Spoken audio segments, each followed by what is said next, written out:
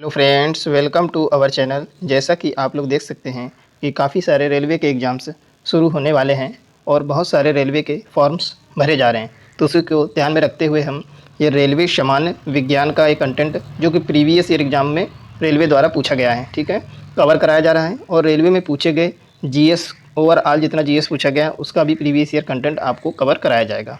तो ये देख सकते हैं इस तरीके से बेहतरीन कंटेंट आपको कवर कराया जा रहा है। ऑलरेडी काफ़ी वीडियो 13 से 14 वीडियो कवर हो चुके हैं। तो अगर आप लोगों ने नहीं देखा तो प्लेलिस्ट में जाके उन वीडियो को ज़रूर वॉच करें। अगर आप लोग एसएससी की तैयारी कर रहे हैं तो उसके भी प्रीवियस ईयर क्वेश्चंस कवर कराए जा रहे हैं। तो आपके लिए बहुत ही हेल्पफुल कंटेंट इसमें कवर कराया जा रहा है। आप लोग चैनल से जुड़ जाएँ, ठीक है। चलिए शुरू करते हैं आज की क्लास। तो देखेंगे आज का पहला पॉइंट क्या हो जाएगा। पहला पॉइंट रहने वाला है पृथ्वी की परपटी पर कौन सी धातु बहुतायत मात्रा में मिलती है। तो कौन सी ऐसी धातु है जो पृथ्वी पर सबसे ज़्यादा रहती है, तो यह एल्यूमिनियम रहती है, ठीक है। इसको Al से डिनोट किया जाता है, ठीक है। एल्यूमिनियम धातु पृथ्वी की भूपरपटी पर सबसे ज़्यादा रहती है।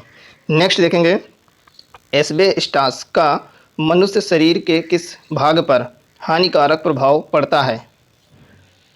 तो कहाँ पे सबसे ज़्यादा प्रभाव पड़ता है, तो ये फेफड़े में सबसे ज़्यादा प्रभाव पड़ता है। नेक्स्ट हो जाएगा कार्बन मोनोऑक्साइड यानी कि CO, ठीक है, मनुष्य के स्वास्थ्य को किसके द्वारा प्रभावित करती है। तो किसके द्वारा प्रभावित करती है, तो यह रुधिर की ऑक्सीजन वाहिका सामर्थ्य को उसके साथ अभिक्रिया कर कम करके कर देती है, ठीक है, प्रभावित कर देती है। कार्बन मोनोऑक्साइड, ठीक है, रुधिर वाहिकाओं के सामर्थ्य को प्रभावित करती है। नेक्स्ट देखेंगे कार्य करने में मनुष्य द्वारा प्रयुक्त ऊर्जा होती है।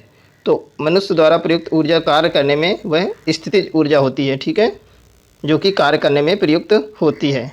नेक्स्ट देखेंगे एक सरल लोलक धीमा होता जाता है और अंत में रुक जाता है, इसकी ऊर्जा कहाँ चली जाती है। तो इसकी ऊर्जा जो होती है स्थितिज ऊर्जा में बदल जाती है, ठीक है। नेक्स्ट देखेंगे सबसे बड़ी हड्डी कौन है। तो सबसे बड़ी हड्डी जो है फीमर है।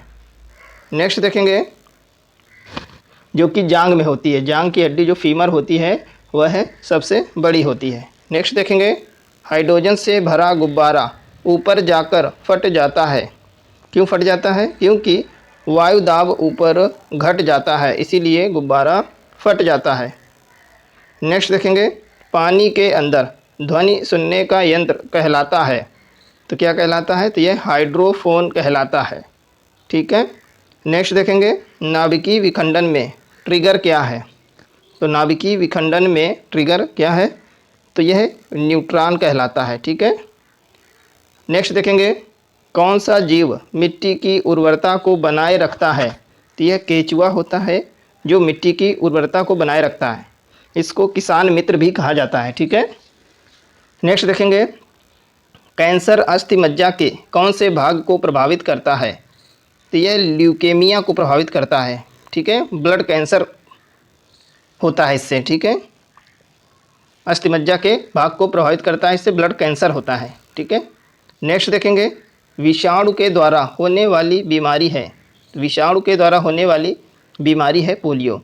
बहुत सारी बीमारियां जो है विषाणुओं के द्वारा होती हैं, ठीक है। इन सब बीमारियों को हम एक वीडियो में कवर करा देंगे जिससे आपको कोई प्रॉब्लम ना होगी, ठीक है। चलिए देखते हैं।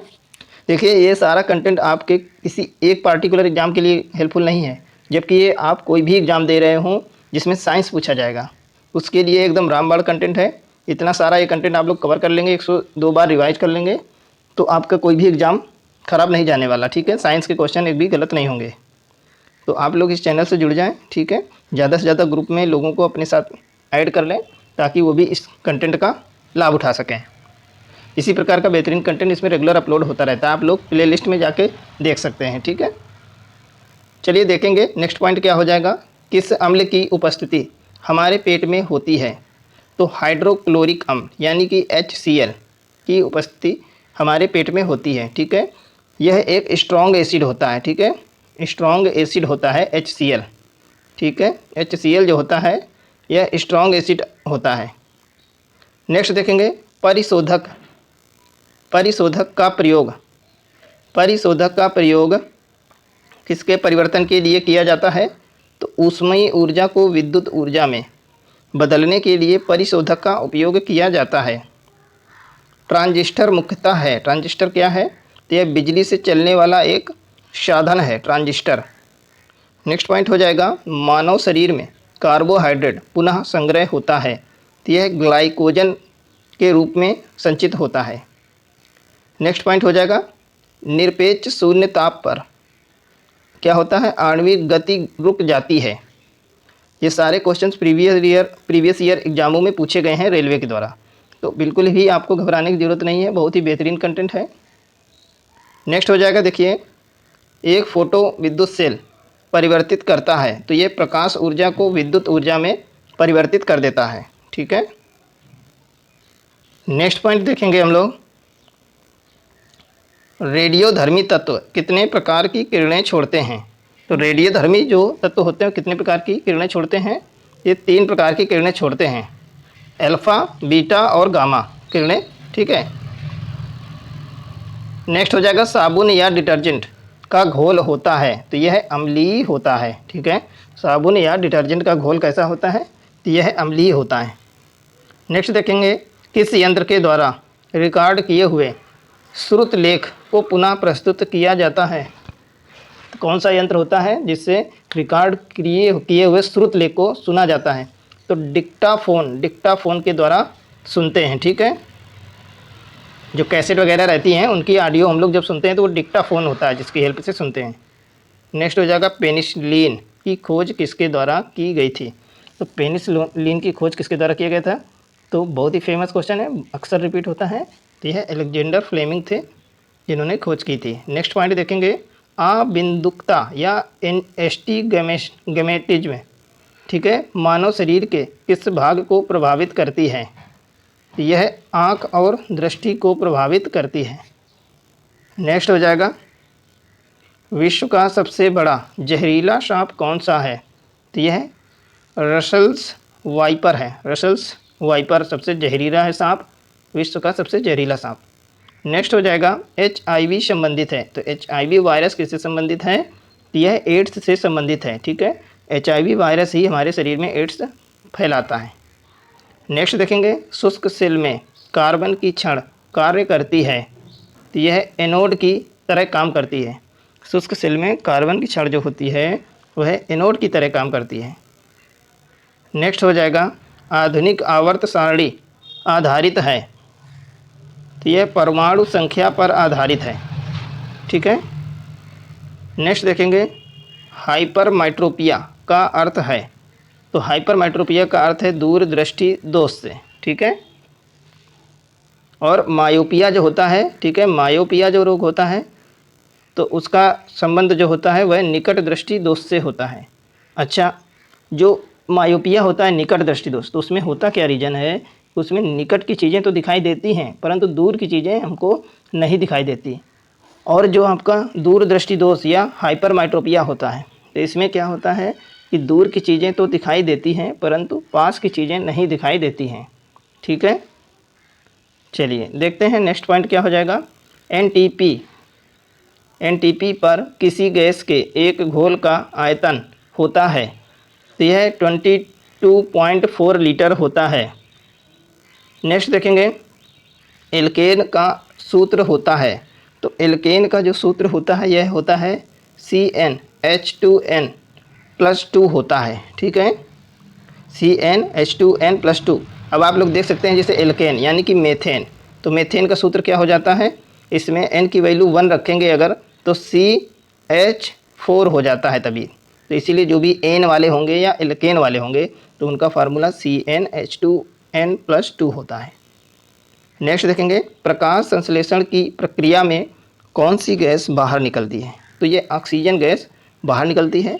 पेड़ पौधे जो होते हैं CO2 गैस लेते हैं और CO2 लेते हैं और कार्बन डाइऑक्साइड यानी कि O2 गैस छोड़ते हैं, जो कि हमारे लिए बहुत ही उपयोगी होती है।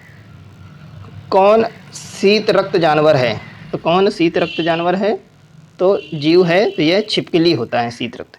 अच्छा, गर्म रक्त पक्षी कौन सा होता है? गर्म जिसका ब्लड होता है तो ये कबूतर होता है, इसका जो ब्लड होता है सबसे गर्म होता है। ठीक है। नेक्स्ट देखेंगे रूपांतरित चट्टान नहीं है, तो ये ग्रेनाइट जो है आपकी रूपांतरित चट्टान नहीं है। नेक्स्ट हो जाएगा वायुमंडल की निम्नतम परत कहलाती है, तो यह सबसे नीचे वाली परत जो होती है ये क्षोभमंडल होती है, फिर उसके बाद बाकी परतें शुरू होती हैं। नेक्स्ट हो जाएगा सोडियम को जल में डालने पर कौन सी गैस निकलती है, तो हाइड्रोजन गैस रिलीज होती है यानी कि H2। ठीक है। नेक्स्ट देखेंगे परमाणु बम की खोज किसने की थी, तो 1941 ईस्वी में ऑटो हान ने परमाणु बम की खोज की थी। ठीक है, चलिए देखते हैं नेक्स्ट क्या हो जाएगा। नेक्स्ट पॉइंट है स्वयं कणों के वास्तविक संचालन के बिना पदार्थ द्वारा ऊष्मा स्थानांतरण कहलाता है, तो क्या कहलाता है, तो ये चालन कहलाता है। नेक्स्ट पॉइंट हो जाएगा जूल किसकी इकाई है, तो यह ऊर्जा की इकाई है जूल। नेक्स्ट हो जाएगा टीबिया नामक अस्थि पाई जाती है, तो यह टांग में पाई जाती है, टीबिया नामक अस्थि टांग में पाई जाती है। नेक्स्ट देखेंगे साधारण कार्बन स्टील में मुख्यतः होते हैं, तो साधारण कार्बन स्टील में मुख्यतः लोहा तथा क्रोमियम होता है यानी कि Fe और Cr होता है। ठीक है। नेक्स्ट हो जाएगा किसी हवाई जहाज़ या किसी निश्चित ऊंचाई पर स्थित एक पिंड की ऊंचाई मापने के लिए प्रयुक्त होता है, तो अल्टीमीटर होता है ऊंचाई मापने के लिए यूज। ठीक है, अल्टीमीटर का उपयोग करते हैं। नेक्स्ट देखेंगे भूपर्पटी पर सर्वाधिक मात्रा में पाए जाने वाले तत्वों के क्रम क्या हैं, तो सबसे ज़्यादा पाया जाता है ऑक्सीजन, फिर सिलिकॉन, उसके बाद एल्यूमिनियम। ठीक है, ये सबसे ज़्यादा मात्रा में पाए जाने वाले तत्वों का क्रम है, जबकि जो मेटल होता है तो वह एल्यूमिनियम सबसे ज़्यादा पाया जाता है ऊपर भूपर्पटी में। नेक्स्ट देखेंगे यदि लाल फूल को हरा शीशा में से देखें तो क्या यह दिखता है, कैसा दिखेगा, तो यह काले रंग का दिखेगा। ठीक है। नेक्स्ट देखेंगे आइसक्रीम एक उदाहरण है, तो ये किसका उदाहरण है, तो ये निलंबन का उदाहरण है, निलंबन या सस्पेंशन। तो आइसक्रीम निलंबन का एक बढ़िया सा उदाहरण है। धोने वाले सोडे का रासायनिक नाम क्या है, तो ब्लीचिंग पाउडर भी इसको बोलते हैं, सोडियम कार्बोनेट भी बोलते हैं, Na2CO3 भी इसको कहते हैं, यानी कि इसका फार्मूला होता है Na2CO3 सोडियम कार्बोनेट। नेक्स्ट देखेंगे पौधे की आयु का मापन किया जा सकता है, तो कैसे होता है, उसकी तने के वलयों के अनुप्रस्थ काट की गिनती करके, यानी कि उसमें जो वलय बने होते हैं जैसे रिंग्स जो बनी होती हैं छल्ले, तो उनको काउंट करके ही उनकी आयु का पता लगाते हैं हम लोग पेड़ों की। नेक्स्ट देखेंगे जीवाश्म की आयु को निर्धारित करने के लिए कौन सी पद्धति का प्रयोग किया जाता है, तो कार्बन 14 पद्धति आप लोग सुन रखे हैं, बहुत बार पूछा जाता है एग्जाम्स में, तो इसका उपयोग किया जाता है जीवाश्मों की आयु का पता लगाने के लिए। देखिए फ्रेंड्स, अगर आप लोगों को कंटेंट पसंद आता है तो प्लीज़ इसको लाइक एंड शेयर ज़रूर करें, इससे हमको नए नए वीडियो बनाने के लिए मोटिवेशन भी मिलता है। ठीक है, ऐसे ही आप लोग अपना सपोर्ट बनाए रखें, बहुत सपोर्ट मिला है आप लोगों का, ऐसे ही सपोर्ट बनाए रखें ताकि आपको भी प्रोग्रेस करने में ईजी रहे। ठीक है, और आप अपने परिवार यानी कि इस चैनल को बढ़ाने में हेल्प करें, है ना। चलिए देखते हैं नेक्स्ट पॉइंट क्या हो जाएगा। और जिन लोगों ने अभी तक चैनल सब्सक्राइब नहीं किया तो प्लीज़ सब्सक्राइब कर लें। वह कौन सा रासायनिक तत्व है जो प्रोटीन को चिन्हित करता है, यह आपका रासायनिक तत्व सल्फर है जो प्रोटीन को चिन्हित करता है। ठीक है।